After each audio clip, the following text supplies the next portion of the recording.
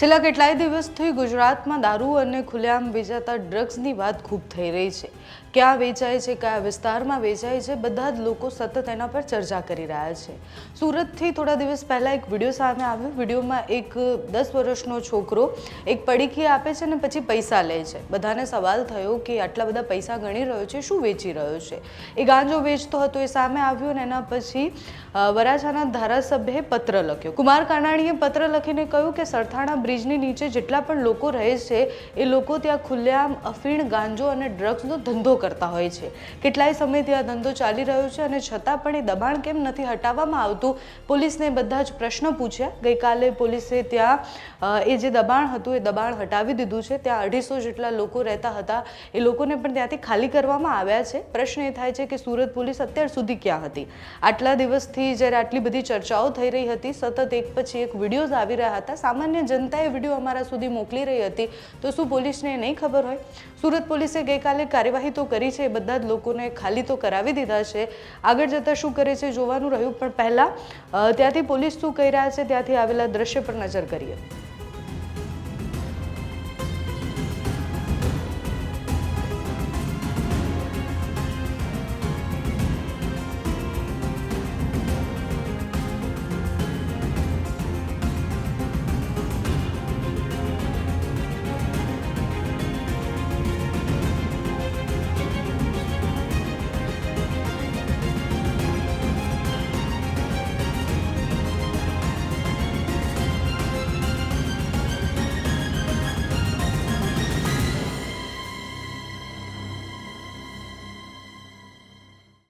आज रोज Varachha police station के विस्तार में लंबे हनुमान रोड, उमिया माता रोड और जो वराछा मेन फ्लाईओवर है उसके नीचे जो लोग गैर कायदेसर तरीके से यहाँ पे जो बसावट करते हैं और यहाँ पे जो हमें रजूआत मिली थी कि यहाँ पे इलीगल लोग रहते हैं और यहाँ पे असामाजिक तत्वों की तरह बिहेव करते हैं, उसके लिए हमने यहाँ पे एक ड्राइव स्पेशल आयोजन किया. एसएमसी के साथ में रह के हमने यहाँ पे एक पूरा क्लीनअप जो ऑपरेशन है इसको अंजाम दिया है. साथ ही के साथ पूरे जोन 1 के सारी पुलिस स्टेशन में, जिसमें Kapodra police station, Sarthana police station आती है, इनके नीचे भी जो ब्रिज के नीचे जो लोग गैर कायदेसर तरीके से रहते हैं उनका भी हम क्लीनअप ऑपरेशन हम आज कर रहे हैं. साथ ही के साथ ये एक दिन का काम नहीं है और इसमें हम फ्रिक्वेंटली इस ऑपरेशन को हाथ धरेंगे और इसमें बैक टू बैक हम इसमें महीने 2 महीने में लगातार चेकिंग करते हुए सारे लोगों को यहाँ से हटाएंगे. और ये पूरी कामगिरी जो है वो एसएमसी के कोऑर्डिनेशन में साथ में हो रही है. एसएमसी की टोटल 7 टीम्स आज हमारे साथ जुड़ी हैं. उनके जो भी इंजीनियर, एग्जीक्यूटिव इंजीनियर सब साथ में हमारे साथ जुड़े हैं और प्रॉपर लीगल तरीके से हम यहाँ पे काम कर रहे हैं ताकि किसी को भी कष्ट ना हो. હવે આ સમસ્યા માત્ર સુરત પૂરતી જ નથી. સુરત સિવાય ગુજરાતભરમાં ક્યાં ખુલ્લેઆમ દારૂ વેચાય છે, દારૂ કરતાં પણ વધારે ખુલ્લેઆમ ડ્રગ્સ અને ગાંજો અને અફીણ વેચાતું હોય ત્યારે યુવાધન શું કરી રહ્યો છે એના ઉપર પ્રશ્ન છે.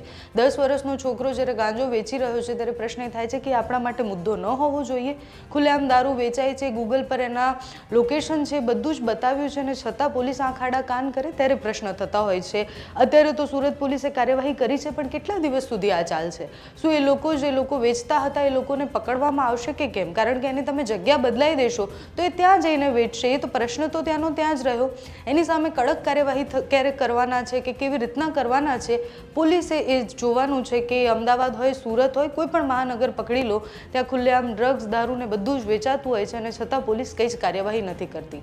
તમારું આ વિષય પર શું માનવું છે અમને કમેન્ટ્સમાં જણાવજો. અત્યારે આ વિડીયોમાં બસ આટલું જ. જો તમે અમને યુટ્યુબ પર જોઈ રહ્યા હોય તો સબસ્ક્રાઇબ કરજો, ફેસબુક પર જોઈ રહ્યા હોય તો ફોલો કરજો, અમારા વિડીયોને લાઇક અને શેર કરજો.